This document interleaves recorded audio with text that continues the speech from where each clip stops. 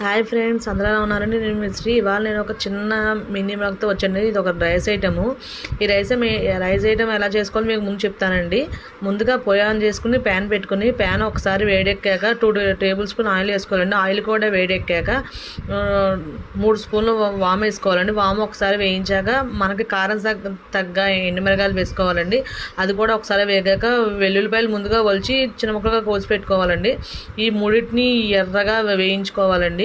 ఈ 3 ఎర్రగా వేగాక తగినంత ఉప్పు వేసుకొని ఒకసారి పై కలిపేసుకొని మనం దీనికి అప్పుడే వండిన అన్నం అన్నా పర్లేదండి, మిగిలిపోయిన అన్నం అన్నా పర్లేదు, మొత్తం అంతా వేసి అన్నం కూడా వేసేసి కిందకి పైకి కలుపుకోవాలండి. దీన్ని వామన్నం అంటారండి. ఇది మనకి కడుపు నొప్పిగా ఉన్నప్పుడు, జ్వరంగా ఉన్నప్పుడు, నోరు చేదుగా ఉన్నప్పుడు ఈ ఐటమ్ తింటే చాలా బాగుంటుందండి. వేడిగా తింటే చాలా బాగుంటుంది ఈ ఐటము.